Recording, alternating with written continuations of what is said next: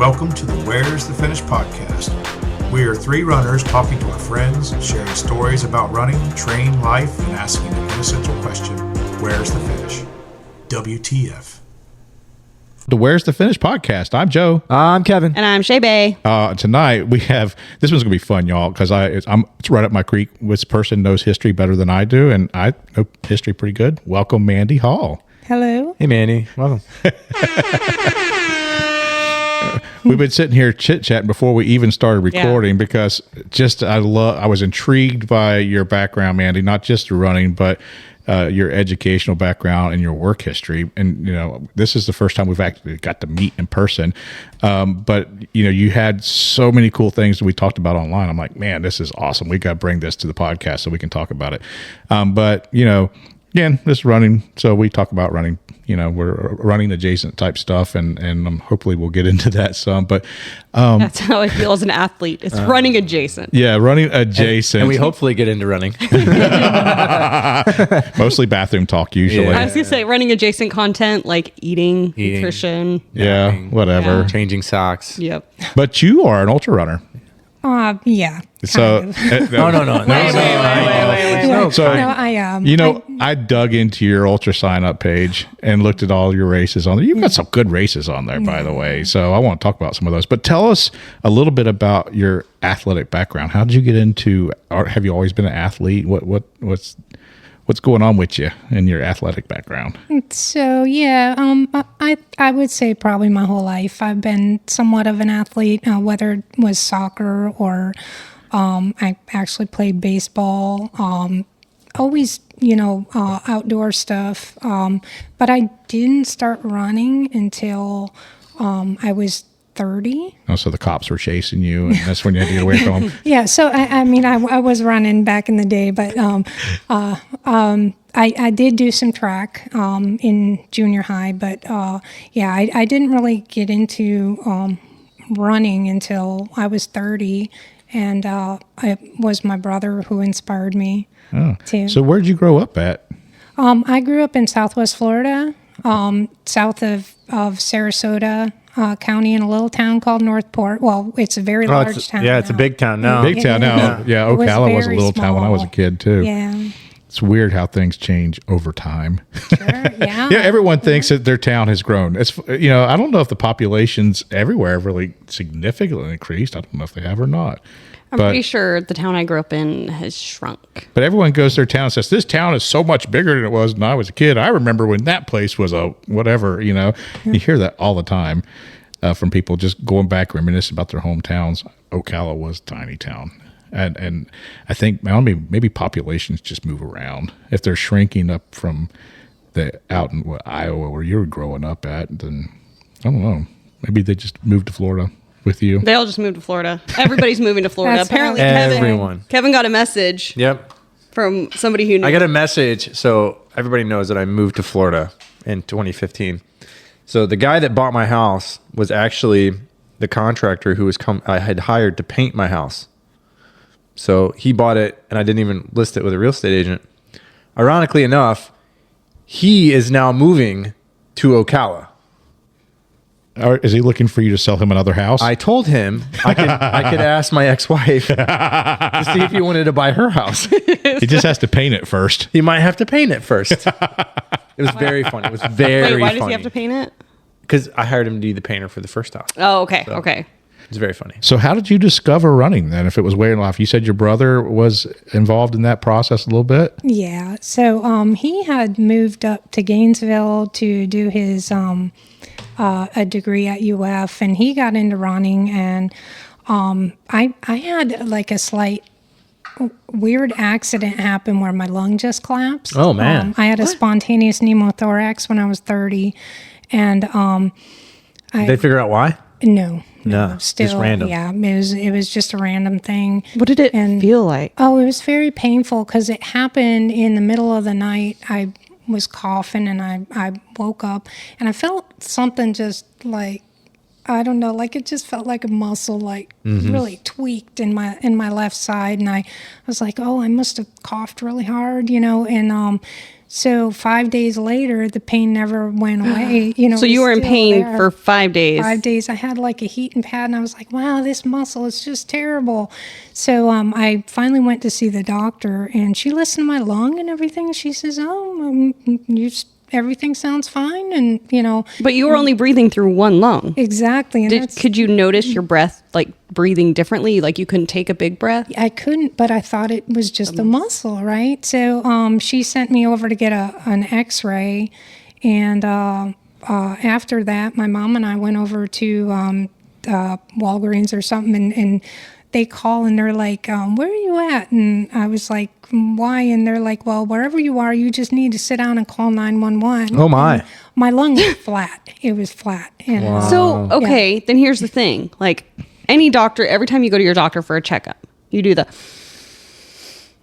Yeah, you deep in and deep blow in, out. Yeah. and they go like all over the place. They're going like 8 different places. Well, the funny thing is, I, of course, drove home and called an ambulance. And when the ambulance got there, he was listening and also had the little oxygen thing on my finger.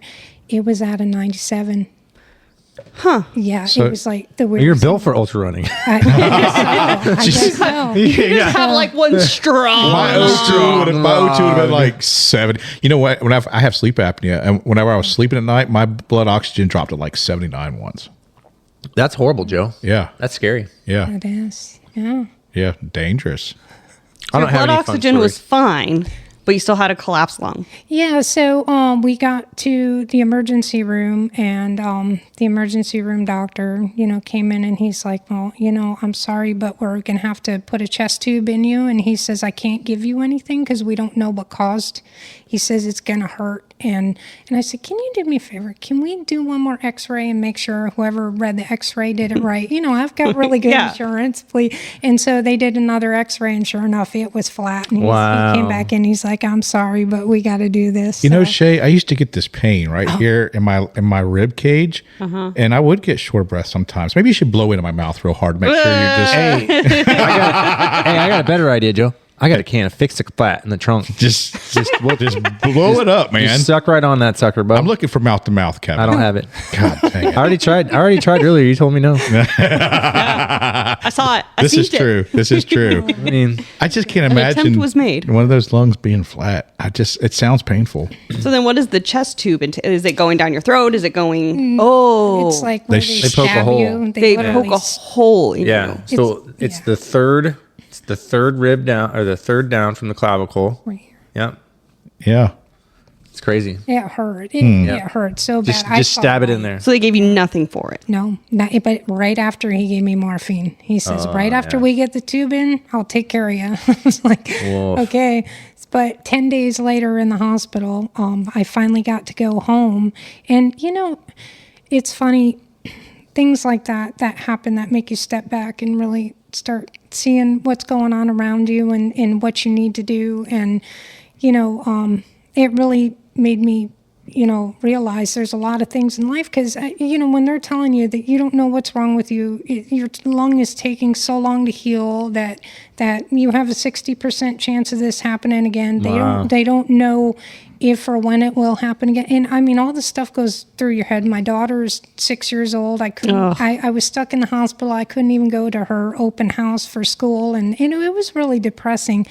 But, after that, I just started really doing things that I wanted to do. One of them was to start running, and within like 4 months after getting out of the hospital, I started running, and my pulmonary doctor was not very happy about it. I can see that. Yeah. And I didn't care. I just kept going, and it's You didn't heed their warning? No. Okay. You're definitely an ultra runner. Definitely an ultra runner. So far, you're checking off ultra runner boxes as we go. Yeah, and it was just, I started running and I really got into it. And I did start road running at first. I was pretty much just on the roads. Like And 5Ks, I mean, 10K circuit? that's what most people Yeah. think you do, right? Until you really get introduced to the trail. Like for me. Yeah. Yeah. So your brother, you said he had a hand in that. So tell us about your brother a little Yeah, bit. so I'm going to say his name just because I know he probably doesn't want me to. His name's Joe Pinter. So yeah, he was just always really inspiring about it, and he actually got me into trail running too. He got me into running and then into trail running. He says, "No, you got to try trail running." And once I hit the trail, I never wanted to go back on the sidewalk. It was just one of those, getting out in nature and history, as well on those trails. So I don't know, he kind of pushed me. I remember,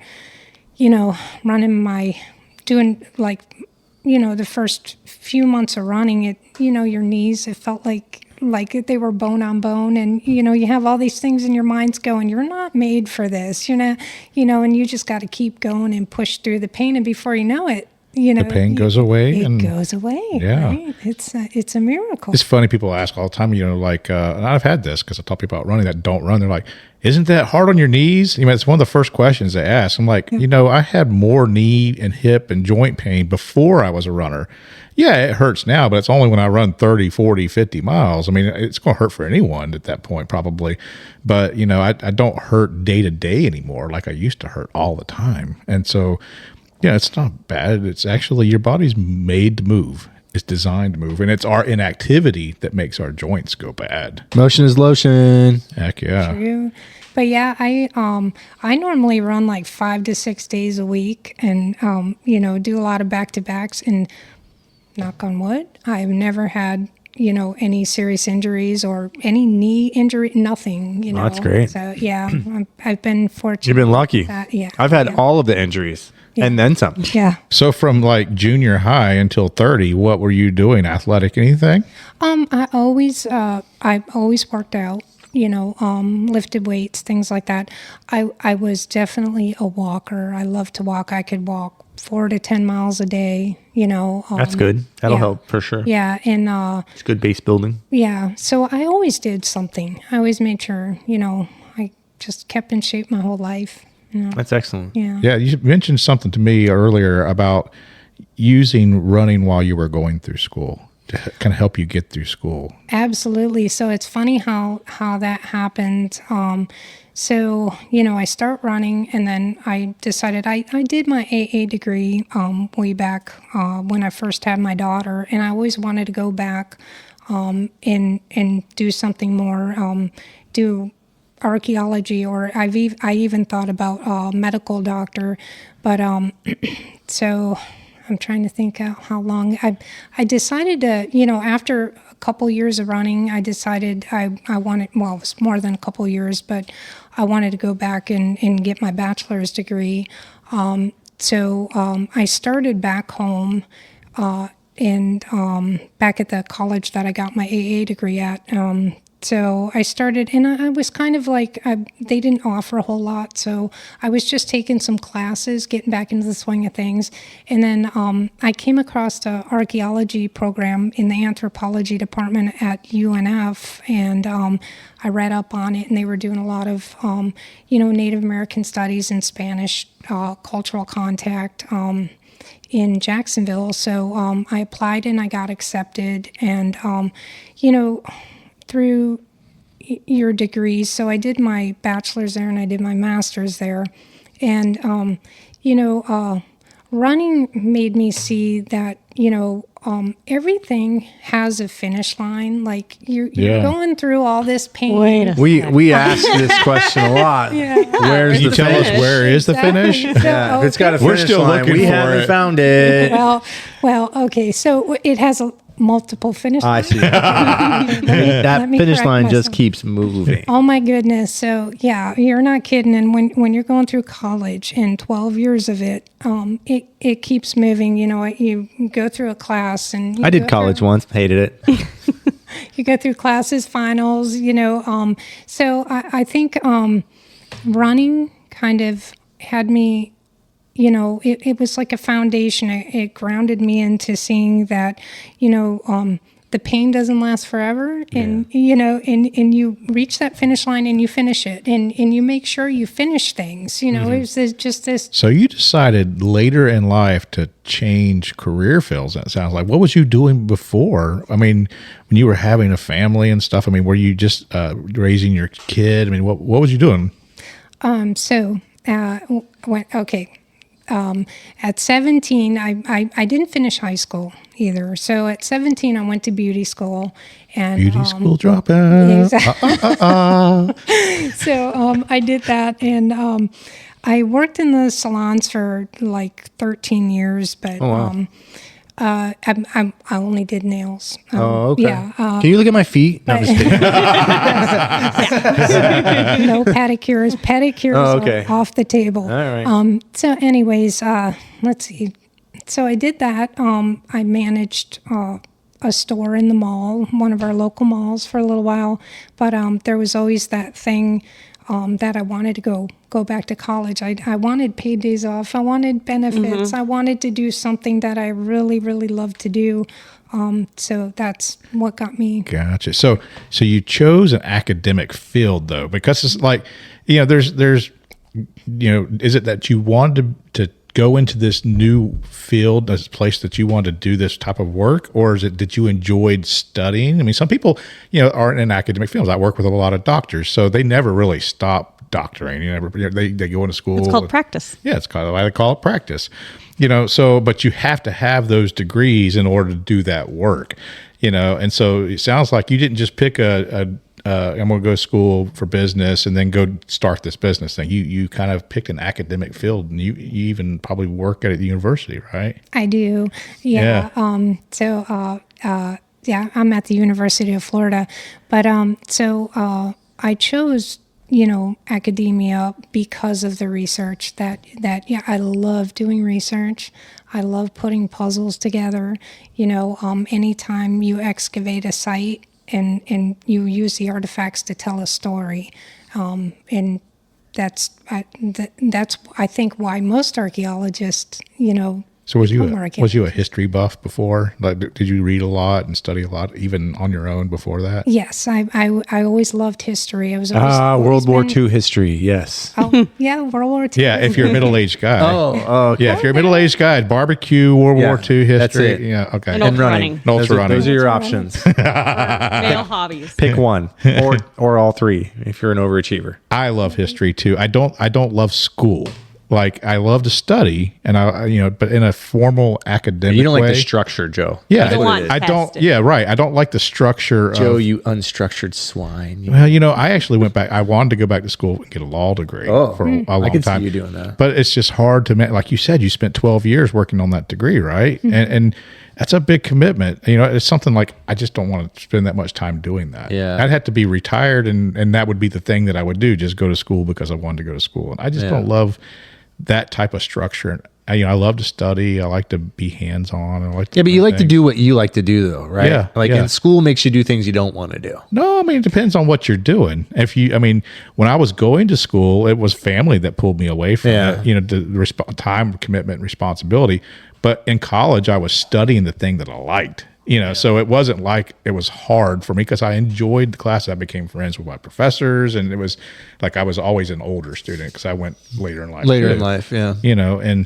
But I just, academic fields is not to continue it. I don't know that I would be able to work within that confinement. Yeah, I could see that being a problem. Yeah, but I think it would be fun to dig a hole and look for stuff.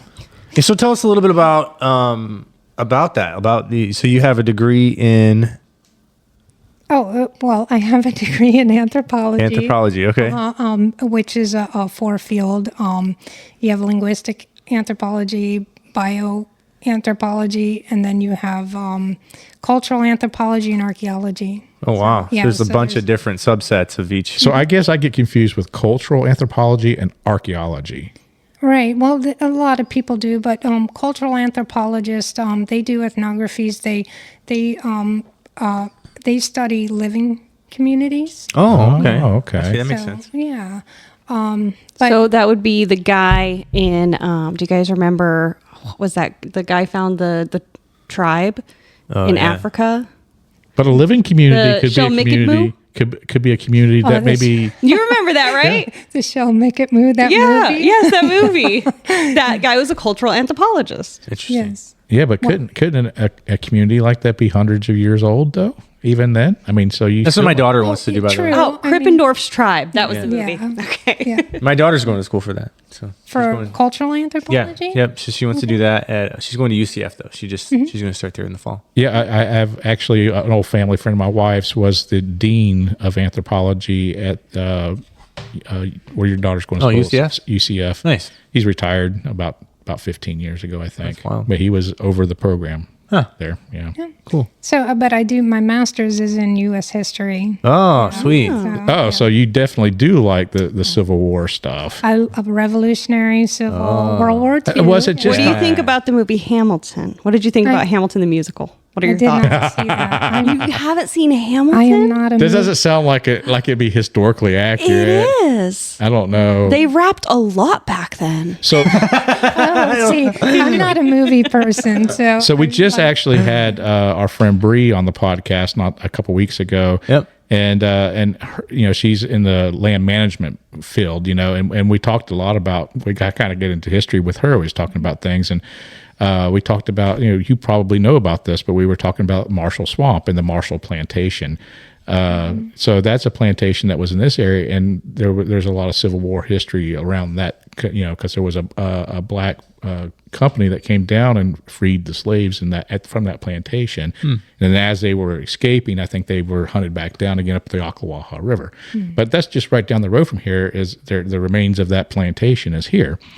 And then we have several. We have like Fort King, where the Indian the Native American. Native American wars happened. The Seminoles. Yeah. And we have a couple other of those archaeological sites around here. So that must be probably a lot here for you to study. Because, I was just listening to another podcast. And they were talking about, Florida and the history. You're not allowed to listen to how- other podcasts, Joe. How Sorry. far back history in Florida goes. Yeah. I very mean, far. they were specifically talking about, pre-Columbian history within the Americas and even into South America. But there's so much of it here. Yeah. Yeah, so where I grew up in Northport, we have a couple of Paleo-Indian and archaic sites, that Wow, date that's cool. 10,000, 9,000, 10,000 years ago. Yeah, we have. Like what kind of stuff was there?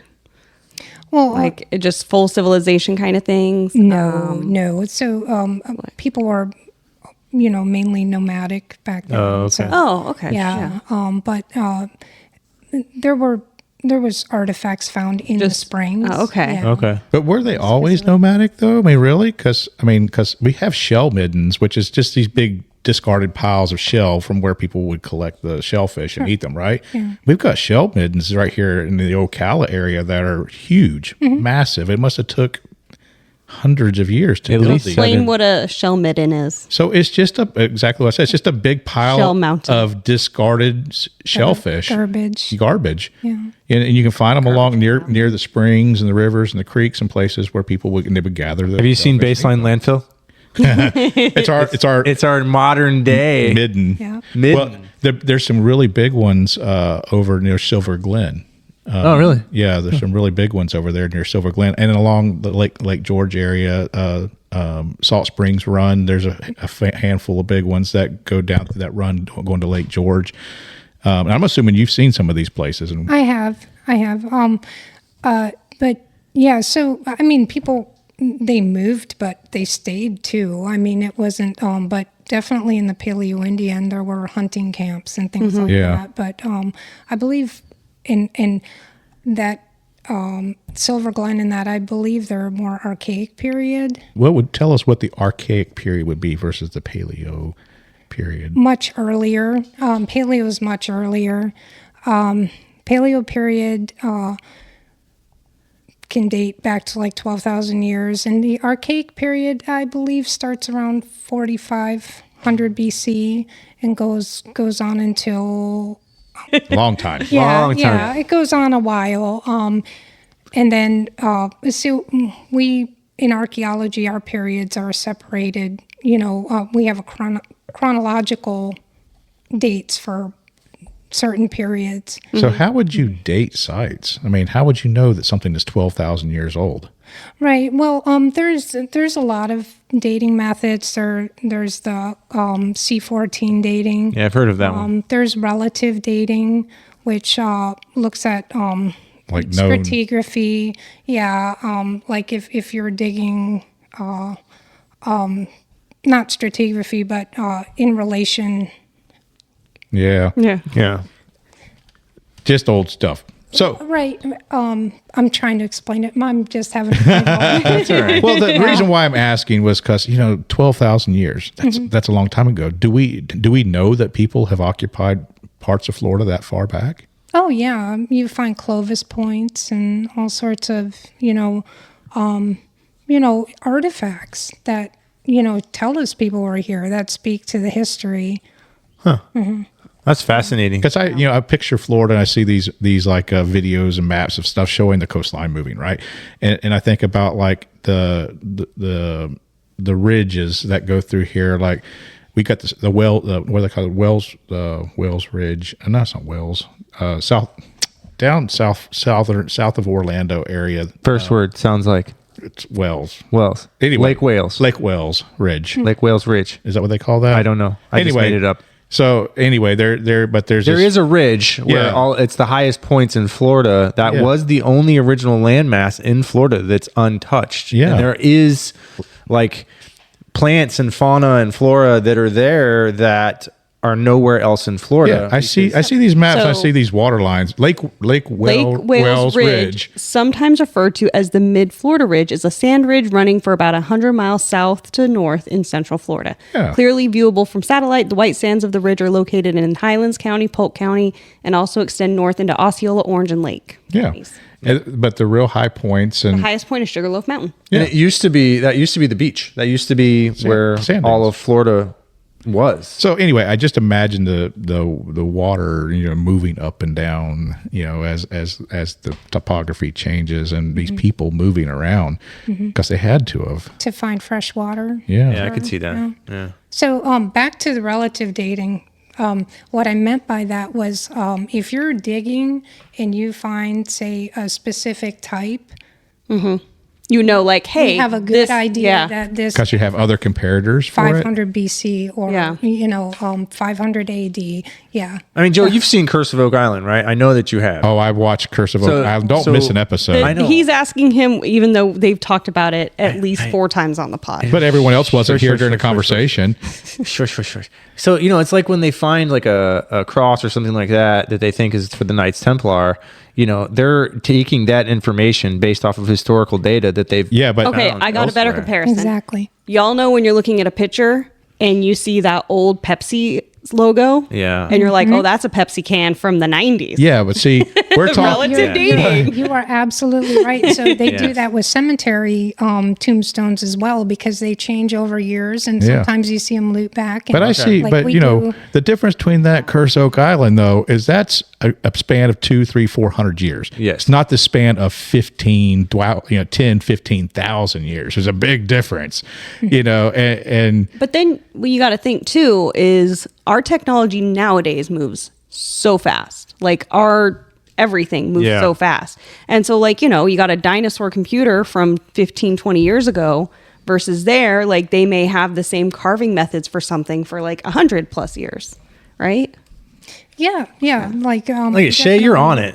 Yeah. So, you're I mean, you're doing especially like when you look at like the early 1800s, you just see technology just starts taking off, right? Aliens. but- and not that, I mean, definitely culture is not static and it never has been. There was always, people have always been making innovations and, leaps. were there any people in Florida that were pre-modern humanids? Like, No, okay, there was not. no. That's Not that I'm aware of. Don't ever hold me to that because You there- will- You one don't day know how we'll, far we one gotta day go we'll down. find something and we're Okay. like, oh, there's this thing we didn't even know it was there. I'm going to ask the elephant in the room. Are ancient aliens real? Oh no. Oh, listen, we are just an experiment placed here by aliens. It's funny because when people say, "Oh, you're an archaeologist," I'm like, "Yeah," and they're like, "I watch Ancient Aliens," and I'm like, "Oh dear, really, Aliens, really? man. Yes, no, it was people, and in my view, I truly, honestly believe people built the pyramids. Yes. Yeah. All of these, They have conspiracy theories like out the yin yang for sure. Yeah. Oh, yeah. So, Well, there's a speaking of conspiracy theories, and this might be interjecting, but Susan recently went to that. Susan Knudsen? Susan Knudsen, she went down to that state park in somewhere a little south. And essentially it was like kind of a cult religion thing. Oh, yeah. And the people were convinced that they were inside of the earth. So it wasn't flat earthers, but they were inside the earth. And I'm actually listening to the book that is written about that guy. About that, yeah. So she told me about it now. So I got the audiobook and I'm still working my way through it. Yeah. There's wild. I just don't. It's such a cool lot of place. drugs. There's a cool place to live. Florida. There's people been here for a long time. I mean, we think about like St. Augustine, the oldest city in the United States, and every time that there's a hurricane, they find something there. Yeah. I mean, there was a couple hurricanes ago. They were doing some restoration on the floor, and they found a cemetery underneath the building. Oh man. Yeah. Like there's just. And it's, that explains the ghosts that were in that building now. Then they had a cemetery on top of, on top of building on top of the cemetery. It's just like, it's crazy. There's so much. But, bringing it back to running, I imagine this is kind of interesting. Probably in your mind as you're running through these trails, especially in Florida, you might be able to spot some sites or something like, or you maybe run in an area where there's some history at, because I told my kids, I'm like, listen, if you see a pile of dirt in Florida, it was not natural. So we'll probably put it there, whether it's a tractor drove it up or whether people put it there by hand. There's not these random piles of dirt in Florida. They were usually made by someone, Yeah. Yeah, so one of the first trails I started running on in Jacksonville, the Spanish Pond Trail, I actually got the opportunity to excavate a site off of the trail. That's cool. But yeah, so almost any trail I run on, I always spot artifacts, and it totally speaks to the history of where you are, which is pretty cool. If you're finding archaic points or, pottery, or I can kind of place, the time that people were there, the occupations. But it's really neat, and there's a lot of history on some of the sites where more closer to contemporary history all throughout Florida. There are so many trails that just we're always focusing on the nature, but for me, my mind's eye is always on the history. I love the nature, though, don't get me wrong. They run hand in hand a little bit. Absolutely, there's probably all of what we got has been impacted by humans. There's probably nothing in Florida that you're going to see that hasn't one way or another been impacted by human civilization. Mm-hmm. I believe that. Depending on what age it is. Probably nothing. I just can't imagine. I doubt there's any untouched earth at this point. Yeah, this place is probably Florida. within our country, but not. Yeah, within Florida. like in Florida. You don't think there's part of the Ocala National Forest that has been completely untouched? Well, let's think about, like, we talked about heath balds, which are these big bald spots on the top of the mountains in the Appalachians. Mm-hmm. There's a lot of conjecture as to how they were created. Are they natural formations or were they created? And a lot of people believe that they were created, and that's why they're there. Or how, like, our plains were burned off. So a lot of these formations we see might have been actually human made. Not natural, although they've been there forever. I think that's really unique and really cool. I just think it's so awesome that that Mount Rushmore just as naturally occurred that way. Yeah, it did naturally. That's crazy. All those faces just right appeared into it. right in the rock. It was and wild. then they're like, "That's got that guy from the mountain. Make him president." The face was there. They just had to pull away the material that was That's right. It's hiding hiding the face. The faces were there the whole time, and then the people came along eventually, and that is the Stone Man. Sorry. Anyways, so then what are some of your favorite trails that a lot of history about? Oh, well, I wouldn't say I know a lot of history. So history is very broad, right? But I do know just basic history of some of the trails I run. There's, the Willie Brown Trail out at the Theodore Roosevelt.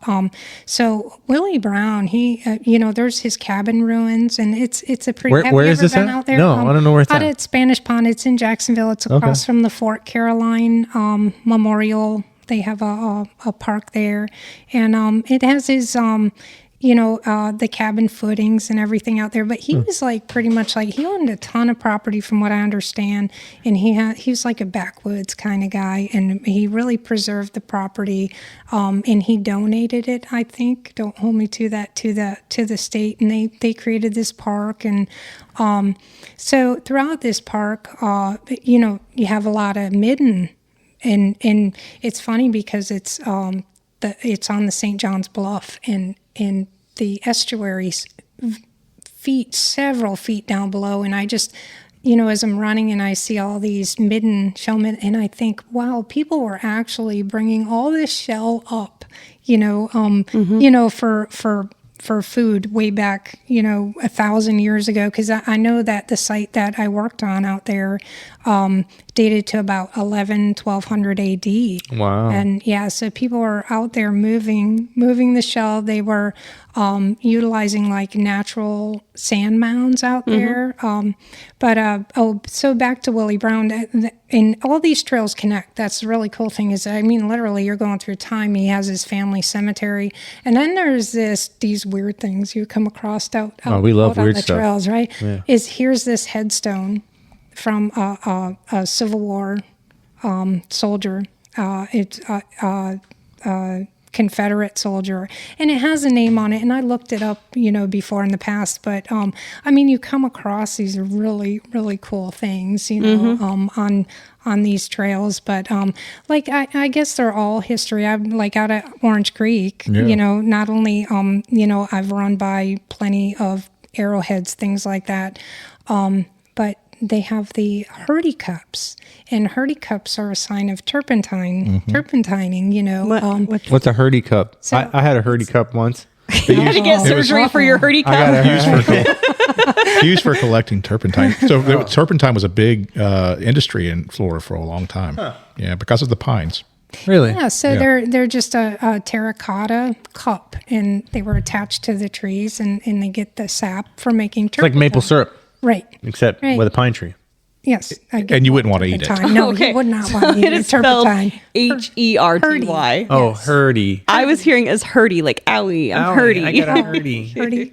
So that brings us to Jennings State Forest. Okay, we've heard of that before. The Duns. We've run there before. The Duns Creek. Yeah. The Duns Farm. Yeah. Right? They were turpentiners out there too. And there's a really cool cemetery out there. And I'm not 100% sure of the history, but that trail, the Pioneer Pioneer Yeah, Trail. Pioneer Trail. That is like, to me, that's like a little AT trail. It's so cute. I It's love such the a- hills. I hated it. Oh, no. Oh, it was so horrible hills. Those are, Horrible it's like hills. a little Appalachian trail. It's so cool that those hills are hidden in there. They are. And Mount Yeah. Reagan and Yep. all the, Yeah. I want to go back and do it again. We've been talking about this for a while. We have to make a Well, point to go Mike back and do it again. is putting on a race out I know, there, kinda Sufferfest. like a fat. No, he's doing like a fat ass race out there too. He's doing Sufferfest again. Yeah. It's called Sufferfest. Yeah, Yeah. it would be fun to go back out there and run again. I was, yeah. I bet I'd PR this time. Nowhere to go but up. I mean, when you're at the bottom. Yeah, right where I live, and I'll be planning on putting a race there is Indian Lake State Forest, which the state just took it over in Indian Lake State Park, and there's the lake itself, Indian Lake, was an old sinkhole. It's like about 80-foot deep sinkhole that draws water back into the aquifer. But there is a Civil War era cemetery there, and there used to be a cemetery. The cemetery used to be a church there also. The church burnt down, never got rebuilt. But there was also several Native American encampments around Indian Lake also that are there and protected also. And so just knowing that all that history, plus It's like you're just one of the so I didn't know there was a cemetery there. So then when I'm going and I ran there the first time I ever ran there, it was like, what? Yeah. Did I just see that? And so you go and you look and you're like, yeah, a very, very old. Yeah, several friends that I grew up with, their family are buried in that cemetery. The bigger one. Yeah, so it's just really interesting. There's a lot of old families that are there too, and then Of course, I grew up in Burbank, which used to be an old logging community, and the history of the Ocklawaha River Railroad, which also runs right behind. So if you run in Silver Springs Conservation Area behind my house, one of the roads there is actually just the old railroad bed. Yeah, we did. We talked about that when we ran. Yeah, we talked about that a little bit. So and that railroad connected Silver Springs through Fort McCoy to Palatka, for hauling lumber. And there's so much. The lumber industry was really big in Florida too. And there's a lot of communities that sprout up like these gold towns. Just popped up. They did all the trees and then they go away.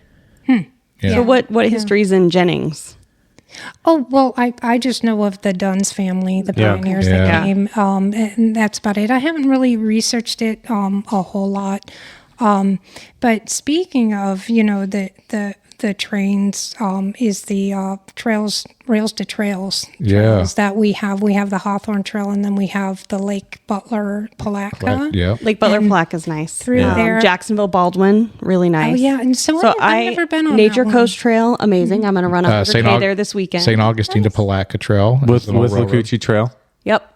I'm just naming trails right now, guys. I have no clue. I'm just naming trails. But these are actually with Coochie is also they're all rail trails. Look at me go, acting like I know stuff. And a lot of states have moved towards doing that. The lands were privately owned at some point, or jointly owned with the government, or they were. And then Badger Trail. Yeah, Badger Trail. We ran that one. Railroad. They're fantastic places to run. They are. Yeah, they really are. And on the Butler Palatka Trail, have you ever been to? I guess it crosses over somewhere, but where it just dead ends. It's not completely finished yet. Yeah. So when it is finished, the guy refuses to sell the property. So who knows if it'll ever be done? Yeah. So it just comes Seminole to a complete Wekiva. halt. Oh yeah, Seminole Wekiva is a good trail. The orange. What is it? Orange something or another, but yeah. So what is really interesting to think about too, in all the bigger picture of these trails, is many of them were Native American trails. Yes, they started that way. Exactly. Yeah. So and then we just commandeered them. Exactly, the traders came in and started using them. Oh, and I have a really neat thing to share with you guys, and I just found this out. This was something I thought I think you guys heard it here first. Love to hear this. Breaking news network. And my French, I took a couple years, but it's a little rusty. Parlez-vous français? I found out Croissant. that a baguette. Baguette. A baguette. Parlez-vous humma humma? Oh, there you go. So, a cour de bois means wood runners or runners of the wood. Right, runners of the woods. So basically, what these were they were traders that came over in the 1700s into New France, and they were independent, so they didn't pay any taxes or they weren't funded by anybody. But this is what they were called, and I thought that was really neat. One more time for us, a little slow folk. Coureur de bois. Coureur de bois. Which means wood runners or runner of the woods. All right. That's cool. So these were traders that were using Native American trails, going town to town. And the same thing happened in Florida. So the trails back then, these were used to move information, runners, Native American runners, like the... Yeah, they were just... help me here. Tarahumara. There we go. Yeah, my brain blipped for a second there. Yeah, so actually in my dissertation research, I mentioned them because I had to get running. Yeah, of course. The ultra running. But I do look at trail systems and how it connected people back before we had the internet. It was the internet, right? It was, so, it's really interesting, anytime you're on a trail to think of that. And not necessarily every trail, of course, was a Native American ancient trail, but the majority of the large ones were. Because the best path is, this is the great path. We're going to use this path. Then we turned it into a railroad or a road or a trail. We did something with it. Yeah. Yeah. Exactly. Well, it was the path of least resistance, too. I mean, animals still use the stuff that we create, because it's the path of least resistance. So like path of least resistance. So one of the kind of things that I really like, they're called desire paths. And so if you ever go and you're walking somewhere and the sidewalk goes like this, like a nice square, but then you see like cut right through, there's a whole path that's just, there's green grass here, here, dirt. Just going I used to right hate across. those. And I worked in the physical security world and worked with engineering people. And we called them way paths just because people are like, oh, it's more convenient just to walk across this little piece of dirt here than it is to walk up to your little turn. Yes. And so those There's are a called theory. desire paths. There's a theory though. It starts with an O. Something razor. Or Occam's razor. yes, where you'll take the path of least resistance, Yeah. right, or something of that. That has a lot to nature, do with your right? brain chemistry, though, I believe, Yeah. if you choose to do that or not. Yeah, but I think as humans though, we do try that, right? We always try to take the easy route. Yeah. So here's an example, and I'll include it. But like this is like a standard desire path of like. I've seen them. Oh, I know Yeah. exactly what it is. And so there is a university that actually Joe hates them. desire. I hate them. path. I can hear Joe in his inflection in his voice. I hate desire path. I hate them. So Stay off First Sergeant's grass. they tear stuff up. Yes, I was going to say, stay on the path. okay, so here is what I will show you. This is the oval walkways at Ohio State University were paved based on the students' desire paths. Yeah. So they looked at where people wow. were walking. Actually walking. And then that's exactly how they paved them. Yeah. And So it's, I am like, I loved it. Anytime I see a desire path, I'm like, ah. it's a pain in the Pretty butt because you interesting. got to kill grass and everything else to put it there. But could you imagine if they did that in the woods, say through the Ocala National Forest? You'd never get anywhere. You get all over the place, but never really. Now I've not can seen see them that. in Florida. It doesn't mean they're not here, but like in the Appalachians, the Native Americans would do these things with trees. Yes. They would bend trees and things so they would grow as wayfinders. Yes. So do we have those in Florida? I have never seen one myself, but I have heard from. So I've talked to a lot of old timers, like in Hawthorne area, about things like that. And one gentleman told me yes that he actually had one. Wow. Yeah, but I talked to him about all sorts of things. The mounds and unfortunately, a lot of sites have been destroyed with building, with progress. That's just the way it was. But so I love to talk to people about the history, of their towns. Yeah. And, So you got a thing we talked about not that long ago about, you deal with a lot of the old Florida history, like the old families, the Florida families. Yeah. And so I've learned more and more about my family, especially since I've moved back to Florida after being gone for a while. But I found out that my family settled Live Oak in around the 1860s when it was established. So I've got a lot of family in the cemeteries in Live Oak. And they moved to, my grandmother moved to Florida, to Ocala from Live Oak, I think in the 1830s or something. When my great grandfather, who I never met, passed away when she was even little. I think she was about 10 when they moved. I think it was the 1930s. But he became the first jailer of the jail that was down here in Ocala near Tuscaloosa Park.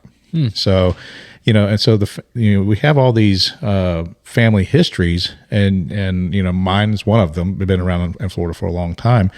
What are you doing with like the family history stuff? well, for my own interests, I just Is it a talk hobby? and listen. Yeah, it is. Because I do, my own research, which is Native American and Spanish missionization, from like the 1600s to the 1700s. But I also I've got my hands in all sorts of history, and that's one thing I just love talking to people about. I have some ideas for, a future book about Florida histories, these sorts of things, and just collecting things that before I can't collect them anymore. Yeah. So, Right? what is the coolest thing you've found on a dig? People ask me that all the time, and I can never pinpoint one thing. I love Because they're so many. Now, I really, really appreciate pottery. Okay. I really appreciate pottery. In fact, I make my own pottery, and I fire mine, pit Ooh. fire, things like that. I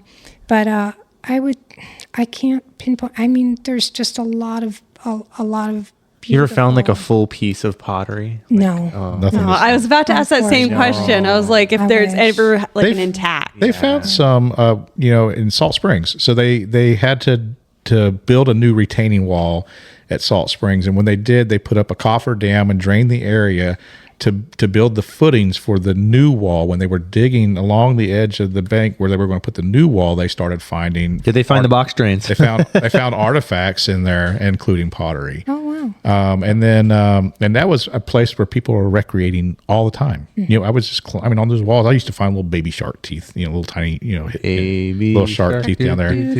My friend Brandy, her mother just passed away recently, and they just they named. In Ocala, they have the historical society has a museum, and right here in Ocala, and she actually created the very first genealogy library in there. So Miss Thomas just passed away, but they just recently unveiled the naming of the genealogy library in Ocala after her. Wow, that's so cool. Yeah. That is neat. Yeah, so it's important, to document your own history, and if you for me or for anybody, but in terms of like talking to the public about their history, and, if I can get a good story and, write it down before you can't get it anymore, it's so important. Yeah. It really is. For sure.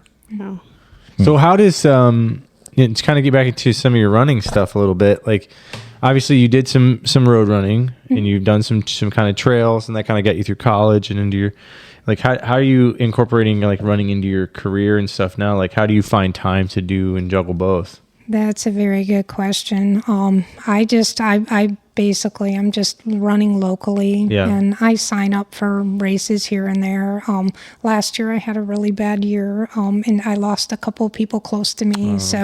I was signed up for some races, but it was just one of those things where I still needed more time, but I've continued just running on my own. And I run alone a lot. Yeah. I mean, I really But do. I will say, like, running with grief or through grief, there's like this weird thing where like sometimes you just can, right? Sometimes you're like, okay, I'm going to go for a run. It's good. It's effortless. But then like sometimes the grief is heavy and you can literally, your legs are stuck in the mud from grief. Yes.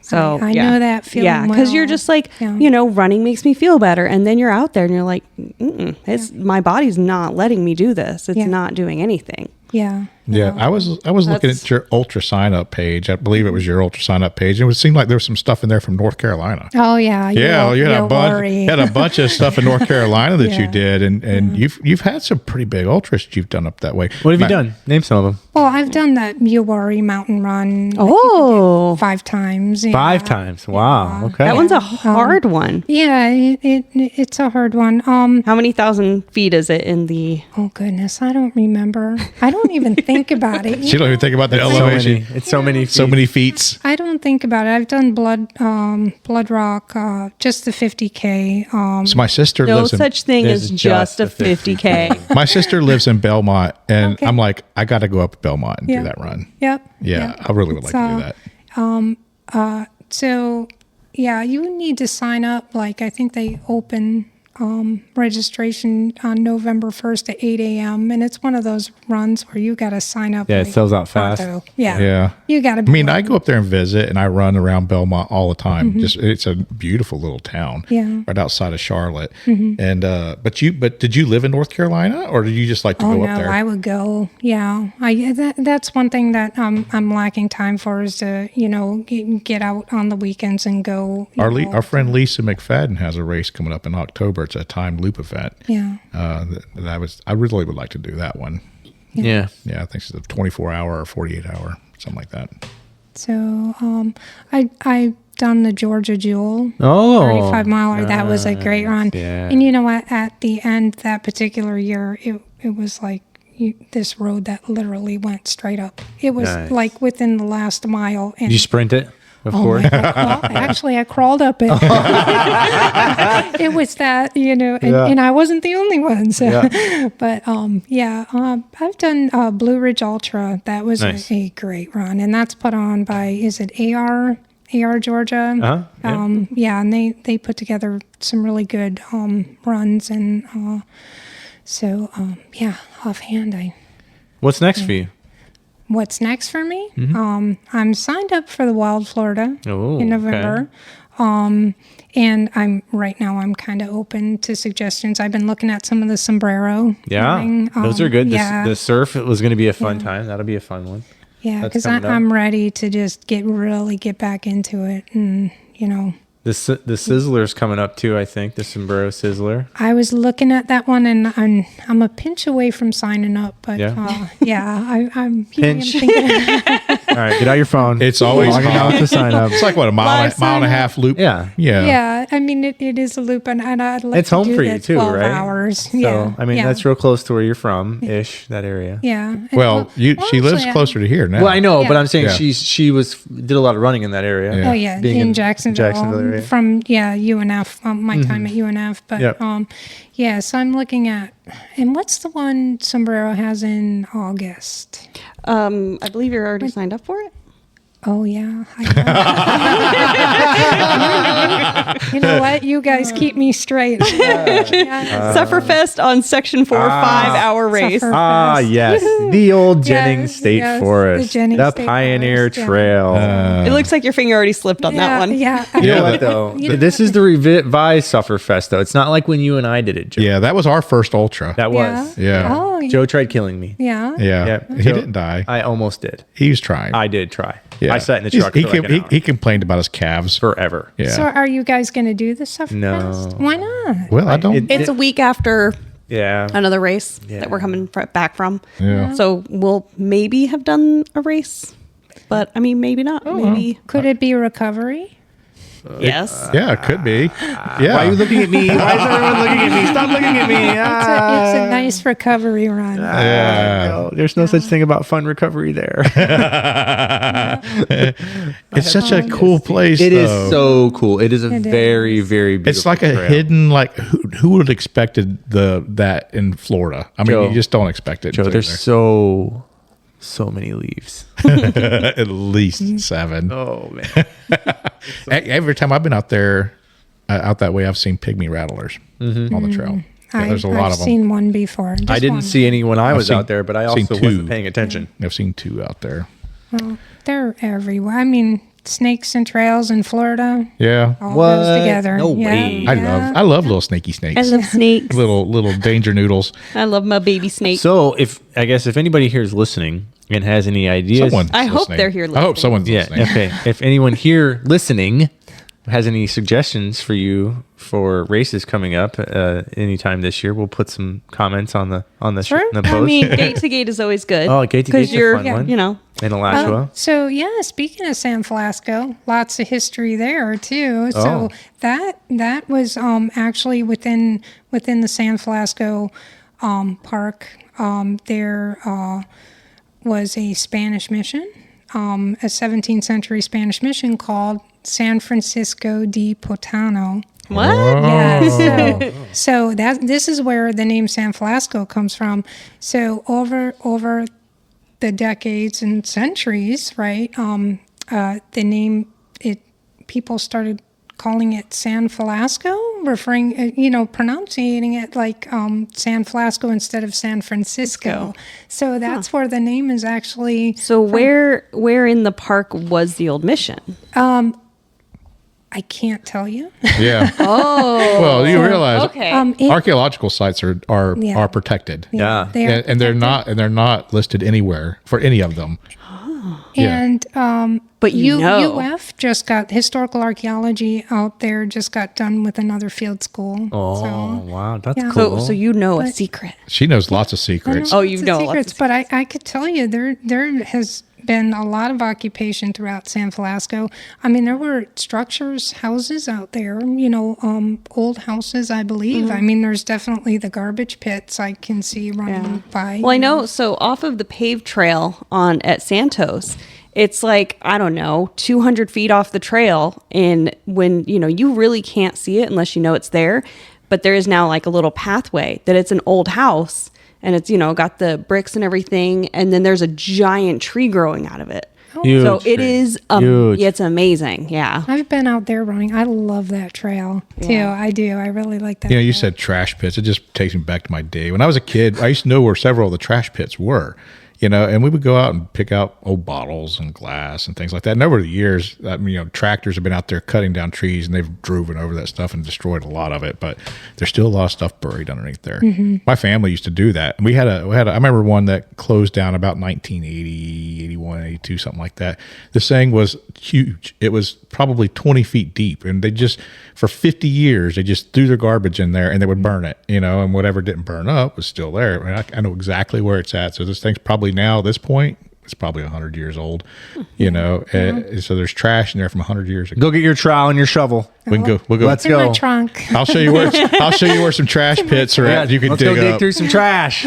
Trash mountain, here we come. Oh goodness! There are archaeologists that go to landfills, and hot dogs seem to last forever. I believe that. Joe There was Fuller. actually a study done on that. How long a hot dog That's why you lasts? should not eat a hot dog, Joe Fuller.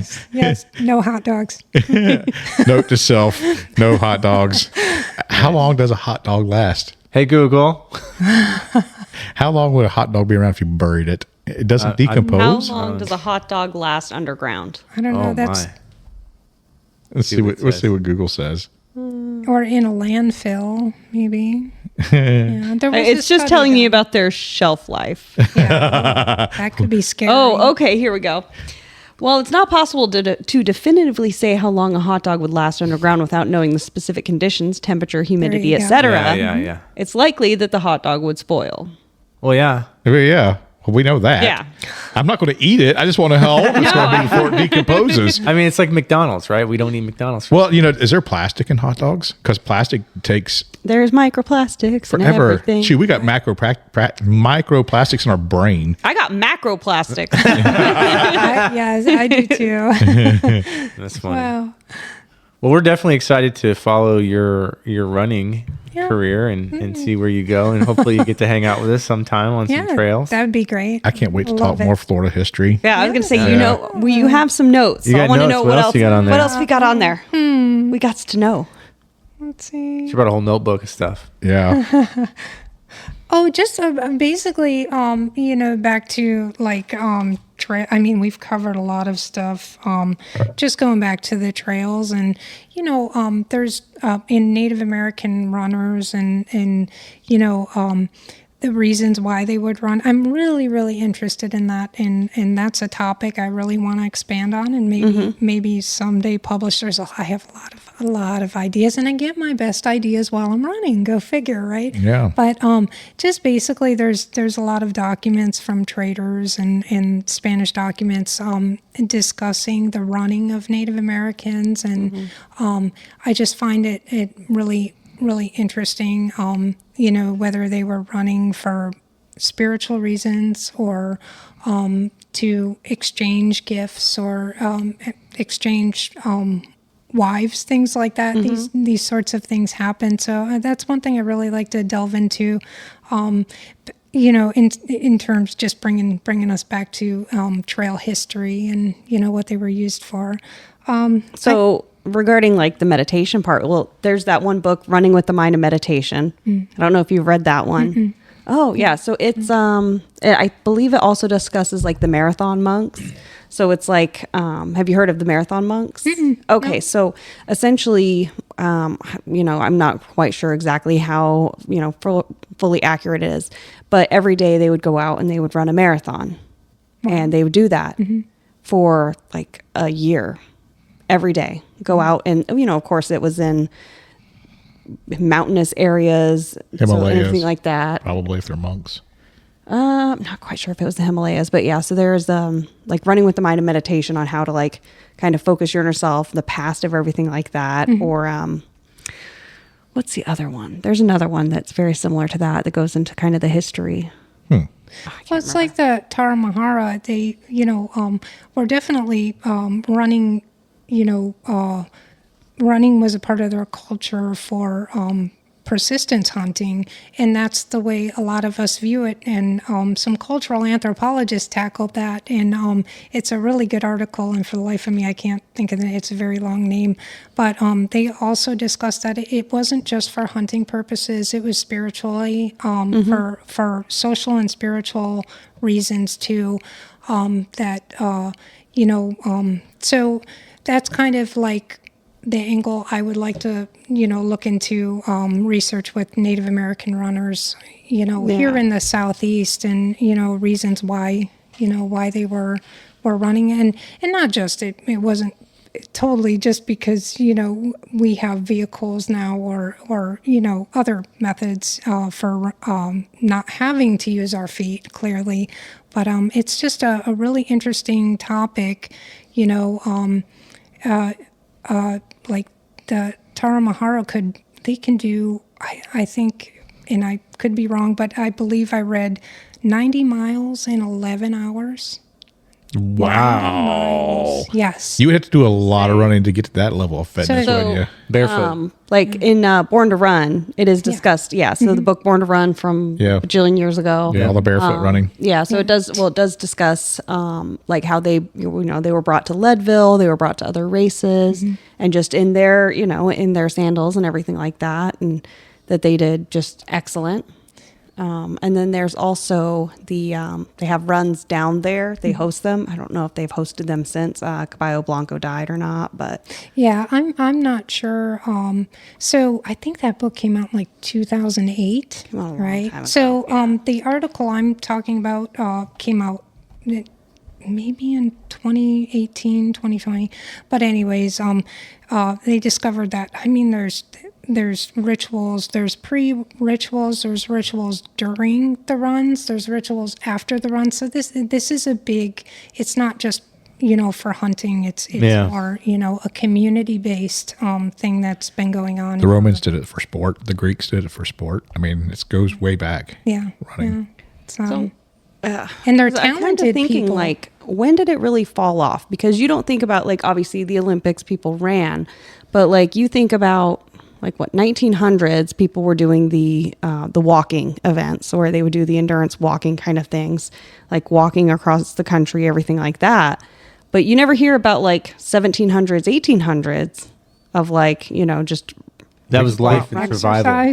Yeah. That was probably just life and survival would be my guess. They had to walk. We could do an aboriginal. Yeah, they had to. Do an aboriginal walkabout. Come on. Yeah.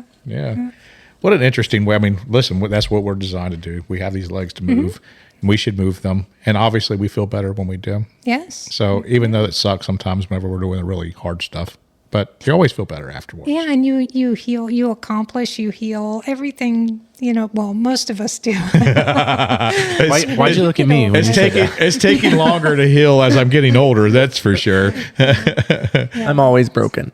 I'm not 20 no more. I feel that. Golly. Yeah. But I love it. Thank you so much for coming and sharing some knowledge with us. I look forward to you publishing something and sharing it with us so that we can read whatever you're publishing. Yeah. Especially when it comes out about running, then we'll share it with our world. Like history on the trail. So now I haven't, because I'm training for a road race. I have not spent like hardly any time I don't even know the last time I ran on trail, like an actual run on a trail. It's been a very long time since I've done any kind of trail running. So once Badwater's over, then I'm gonna. Well, we got Javelina. We got Javelina, so I got to start running on trail anyway. But I do look forward to hitting the trail again and looking for history. Do you find the trail easier than pavement? No, She's a road runner. I've done most of my ultras have been on road. Oh wow. Yeah. So wow. So I like road too, but I also like trail. But I like road. If it wasn't for Shae, I probably would not have ran on the trail. So she's a road runner that does trail running. I started trail running. Yeah. I started by trail running. I didn't enjoy a run until I was on the trail. And then I was like, oh, this is amazing. Oh, wow. Like, so I ran just for a little bit of fitness on a treadmill. And then first time I went out on the trail. Taco in my mouth. That's a different kind of fitness, Joe. So yes, running on trail is what opened my eyes. My first ultra was trail. So. Yeah, it's a different world, I think. I mean, trees are mailboxes, I take trees any day. Right. Yeah. I just want to get away from cars because I don't like getting hit. Yeah. I hate stopping for traffic too. Yeah. And when you're on the trail, you don't have to stop. Did we tell Joe about that guy? What guy? I don't know. There The was a angry guy. Oh no, we didn't tell Joe on about Saturday. the angry guy. You had an angry guy? We did. I needed you, Joe. I would have been there. Yeah. Yeah. was a very- No, I was. Where was I? Oh, I was running in Daytona. You But- gotta tell him what happened. All right, so we did a fun run on Saturday, and we're coming back, and we're like literally right here, Right by right the outside house. in front of the house. Yeah. And we're walking, right? Because We finished our run. And all of a sudden, and we're single file, mind you, on the edge of the road, walking against traffic. Like you're supposed to be. supposed to be, right? All of a sudden, this guy comes towards us, and he kind of gets over a little bit and then scoots back towards us. And I'm like, oh no. But also guns And then it. just floors it. Wham! Just as fast as he can go and just whips around us really fast. And the speed limit out on this road is 35. How many And he was fingers did you going- show him? 0. Oh. I Oh, showed okay. 0. I showed great restraint, Joe. You'd be Okay. very proud of me. I did not. Shay gave him all of the fingers. So no, what? Yeah, I did all of them. All of them, down so, like this, Yeah. just So what slow I So down. what I do is I will look at a car. I'll be like slow down, and I bring my hands down like slow down. Or the other passive aggressive thing I do when not passive, just straight up aggressive that I do when I'm out running on road and I'm like crossing a road and a car starts going, I point at the walking man. I'm like, "Do you see that walking man? That means I get to go." I always point at the walking man. That's good. And then if somebody's not stopping at a stop sign, I point at that stop sign. Yeah.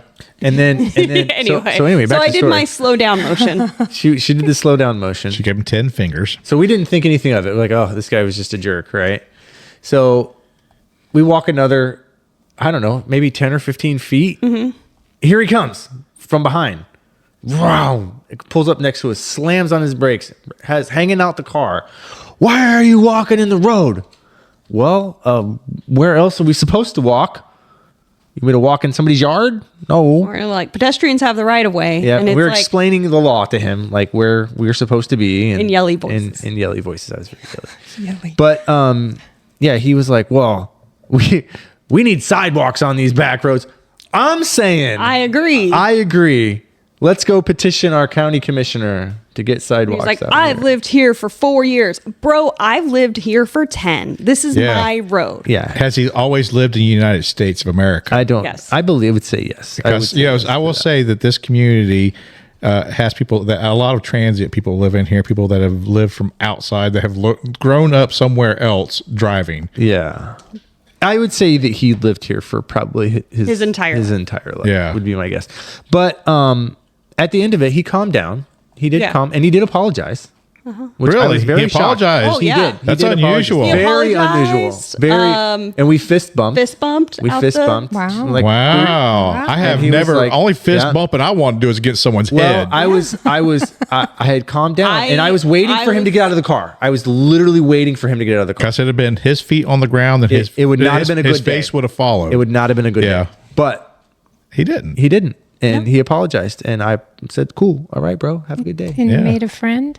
We're not friends. No. I have not seen him around. But if I'm Because- out there on the road, I mean, here's the thing: like, we were on the road, and there was another people on the road, like Yeah, down like, the ways a little bit. My neighborhood, like, there's so many this people. road out here, people are constantly walking their dogs. There's Let me- couples that go on their walk. As I'm driving up, Yeah, Let me There were warn two you, people out there. if you want to road rage me when I'm out walking or running on the side of the road, and you open your door, oh yeah, you will not get out of that vehicle. yeah. If you do, bad it's going to day. be on the ground because I will not wait for you to decide whether you're coming out to fight me or not. You will be on the you ground. will be fought. You will be you fought. will be fought if against your your door will. opens, Yeah. you are going down. Wild. So, okay, Nice. moral of the story is We need keep your sidewalks. door closed if you're around Joe. Oh, Yeah. yes. If you're road raging. If you're road- If you're road raging, He was a little road ragey. and then he opened his door. was That's going to very- be the last thing they do. He was we very were- mad, but we were- de-escalation happened. And here's the thing: like we weren't even too wide, Joe. We weren't even in the middle of the road. We were on the curb. Yeah. And I've done a lot worse than that before. Like I've been in yeah. the middle of the road. Well, I know our listeners are going to hear this part of the story. You also share, if you want to, any crazy road raging incidents you had. Yeah. I got hit by a car before. It's fine. It sucks. That guy went to jail. Yeah. All right, so I do want to give a couple shout outs here, if you guys don't mind. Lake do to Ocean, mind, but go Lake to ahead. Ocean 100K was recently. Ooh, Lake to Ocean. Yeah. The Ocean. We had some friends out I'm there. pre-buttoning because I know it's going to come Yeah. up. Yeah. So we had a couple of our friends go out and friends of the pod do this. Luke Vidal Yeah. took first place, new course record, Heck yeah, Luke. 100K in 11:07, guys. Yeah. On that trail. Unreal. This trail always has wet, flooded, muddy nastiness. it's just to it. horrible. Yeah. I'm sure it's probably dry now, but still, it's just never a fun course. But kudos to Luke for taking first. Ari came in second, so Yeah. congratulations. Right Ari. behind him. Yeah. Yeah, I'm not sure who John Salem is. I don't know that if I know that I person. don't know that person, but I do know number 4. Number 4, Scott Hoover. Heck yeah. Hey, we Yeah. know him. Man, those guys that's all Team Ultras. All three. That's it. Yeah, those 3 guys. Yeah. They run together a lot. So And our good friend Loveland Finley. yeah, So Loveland was out there. She took 9th overall. I believe she was first female. she might have been. I believe she was first or second female. She's so tough. Yeah, Lewis Coco's out there. And then Brandon Holmes. Yeah. Wow. What a good race. Yeah, a lot of folks completed that. It is a race I want to do, but I know that I'm not fast enough for, I'm not fast enough. It's like a Cutoff on it. 17-hour cutoff. Yeah. When I see folks like Scott, who I know is much faster than me, take 14 hours to do it, Yeah. then I know that it's a race not for me.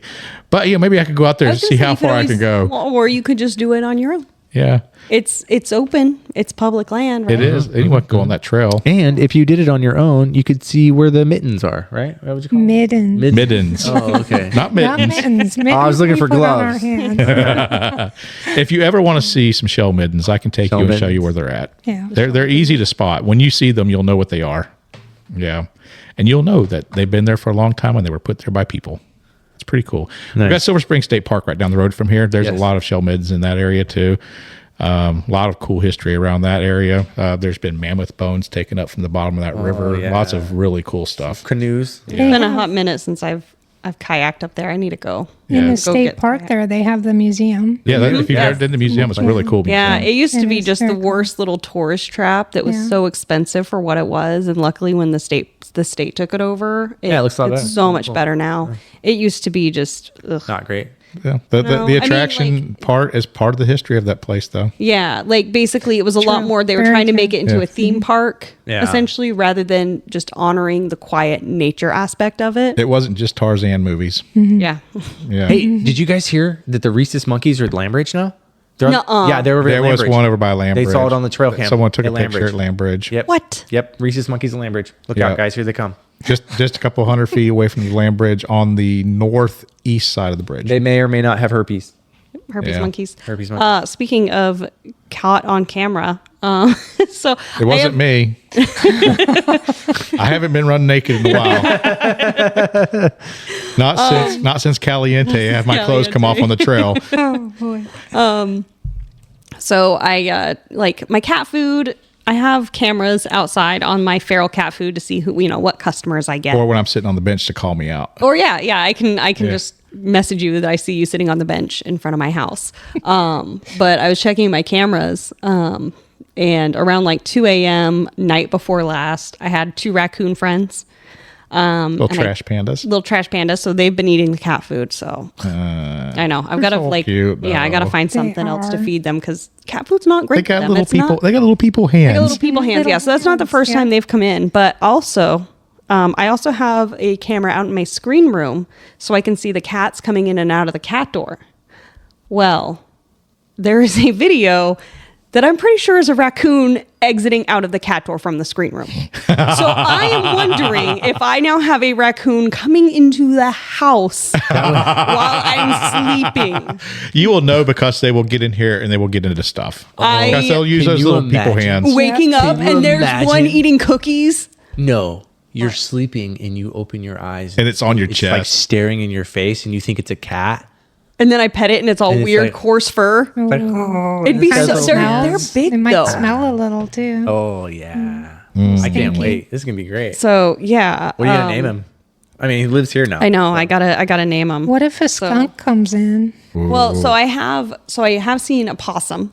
Okay. So over on the cat food cam, I've seen a possum and a raccoon have like A fight. they didn't fight, but they were glaring at each other pretty hard. But here, The only place in Florida I've seen live skunks were on the Nature Coast Trail near Chiefland. Yeah. Yeah, I've seen smelled them a before. few. That was marijuana. Probably. I mean, I've seen that in Florida. Oh. Look at him right through your little pet door. He's there. definitely a raccoon. That's 1,000%. Oh, I love raccoons. They're great little critters. So, are you guys following Western States this year? Of course. Who's running? Well, we Okay. follow it every year. So we only have 2 runners from Florida, right? No, 1 runner from Florida. well, our coach's wife 2. And he's has doing finally gotten. But we have into a, it but after we like have a 10 few years applying. We have for a few friends that are Yes. running it, Oh, but good. I think we only got 1 runner from Florida. I think it's 1 from Florida.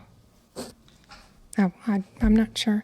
My question to you guys was about Killian. What do you guys Jornay? think? Yeah. Oh, you know what? He's my favorite. Oh, okay. Yes, he is. Did you read his book? No, It's really no. good. Yeah. It came out like ages ago, but he is ridiculous runner. So Yeah. I want to Yeah. see what he does because was it UTMB that he dropped out of a couple years ago because that bee sting? He got a huge bee sting and had to drop out because he was just having an allergic reaction or something like that. But That's horrible. But the last time he ran Western States too, he dropped out. He had a leg injury or something, or his quads just blew out. I can't remember. It was something like that. So it's going to be neat. I can just to see some quads see hanging out him. the side of his legs, But I mean, flapping around like rubber bands. That's a term my brother uses. He uses his quads blew up or the wheels fell off. One of the so two. Yeah. you got to think. So 15 years ago, he took 3rd at Western States. Woof. Yeah. That's a long time ago. Yeah, that was in the okay. movie The Unbreakable. Unbreakable. Okay, Yep. so he didn't drop out. That's right. So yeah, Okay. that was 2010. It was listening to Jeff Browning talk about being 52 years old and still running, and Yeah. and the difference between doing it at 20 versus doing it at 50. He's you know. 37 now, so he's like my age, which Yeah. is like the 35 to what? Nothing. So like was the, waiting. the 35 to 45 is like usually a really sweet spot for a Like lot a of ultra prime. runners. Like Oh, like I'm 40 to screwed. 50. This is my sweet spot? No, 40 to Yes. 50 Oh, to God. 55 is really where like a lot of ultra runners excel. Yeah. Yes, That's you're right. It's why so Andy Matthews We find the sport at late. Keys, yeah. So at Keys, he was saying they do masters, so masters athletes is 40 and up. Like that doesn't track. Not for us. No, masters should start at like 50 and up, Yeah. Yeah. or 55 ultra and runners. up. Or 60. Yeah, I mean, like, yeah, exactly. if someone found ultra at like 20 and stuck with it, they could be fantastic. Like us, you just have the strength and speed of But you youth. think in like the they don't. marathon running world, I can see in like or the triathlon world, like the way that skews is the people who are really great are in their early 30s, and it's just that kind of thing. But with ultra running, like it skews so much older Yeah, we don't find the sport that most people who are taking first place anyway like 30 are also in their 40s. or 40 or Yeah. 50 is when you're finding this sport a lot Yeah. of times. Or it takes a lot of time to train for ultras too. Maybe and to have they the should time call commitment for it. everyone under 40 juniors. Yes, and everyone else above it are ultras. Or just I like this. We should petition. It's just because all you guys here at the table wouldn't be juniors. I don't want to be the only junior runner here. It's like, are you an Eagle Scout or are you a Boy Scout? Which one are you? I do have to admit that's the first thing I look at is the ages of the competitors. Mm-hmm. Yeah, I can find some that I am definitely senior at a 5K, but at ultra I'm just middle aged. Yeah, honestly, like I feel like even though like at Badwater, like many of the youngest people have been like 18 years old, right? Like the youngest people to actually do it, but in like if you look at like the median age, it's always going to skew older. Yeah. It's because they got more time and money Yeah. to do those things. Badwater's expensive. Like an 18-year-old, who's funding that? Ain't an 18-year-old, ain't Morgan McDonald's paying for that. Nope, that's true. What else you got, Miss Shae? I don't have anything. All right. Nothing for the group, Joe. What do you got? No, I'm just I'm looking forward to this weekend doing a little training run with you guys, and Oh, that's gonna be fun. hopefully Yeah. we'll see some skunks or something out there. And I want have to see a fun. skunk. I don't need Yeah. to see one. I want to see. I'll pet it. I don't We're care. gonna do a Nature Coast Trail. Oh, nice. Yeah. Good luck So on I've skated it. So I used to roller. Well, I do roller skate. I just need to fix my skates. But I used to skate long distances, and so that's why I've done almost all the rail trails in Florida. Neat. So that was my goal at one point. I had a whole list of rail trails, and then I would just work my way through them every weekend. So the worst one to skate is the General Van Fleet Trail. Sure It's not so Santos, bumpy. because it's like hilly. Okay, Santos is terrifying. That's terrifying. I remember going downhill at Santos on the back end, and I wasn't wearing my helmet. I didn't really want to. I don't like wearing my helmet. It's uncomfy. Dangerous. But so I wasn't wearing my helmet, and I'm flying down one of the hills going, I look at my watch and I'm going 26 miles an hour. Oh, that's death. on my skates. And I'm Death. like, oh, there's nothing I can I'm do in about danger. this. Yeah. So I've never skated the back half after Land Bridge on my skates ever again. Yeah. I mean, I probably wouldn't advise that.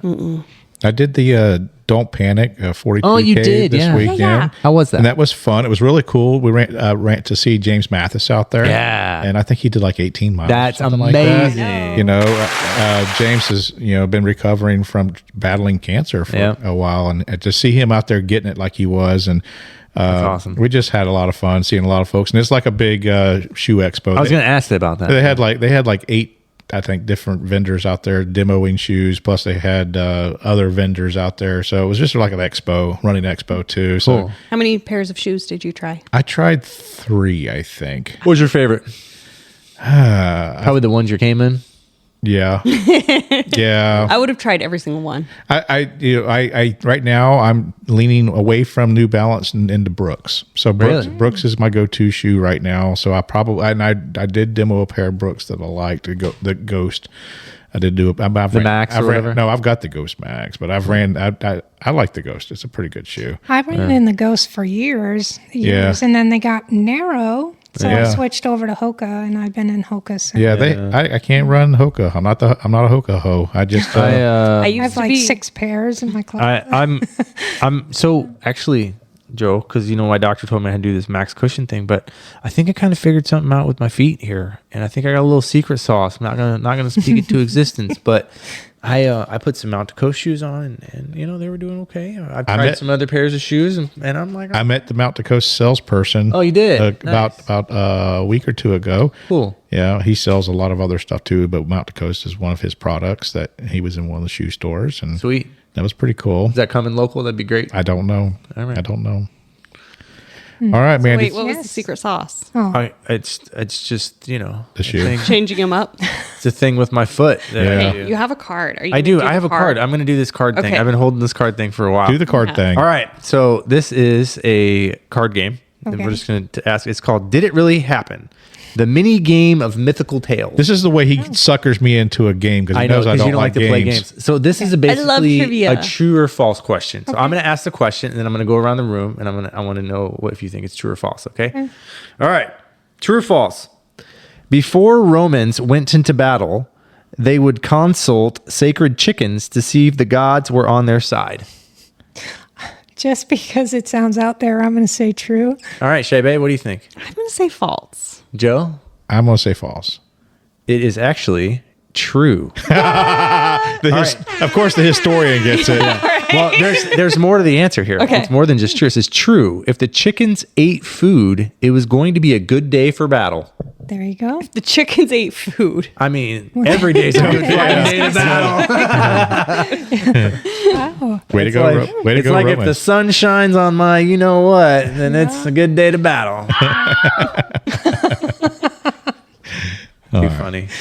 All right, Shae, take us out. All right. Anything else? No, I We're think, letting it I rest? think we, All right. everything. Awesome. Thank you guys so much for listening. Make sure to check us out on our website, www.where'sthefinish.podcast.com. Follow us on Instagram and the Facebooks, and we will see you out on the historical trails. Let's go.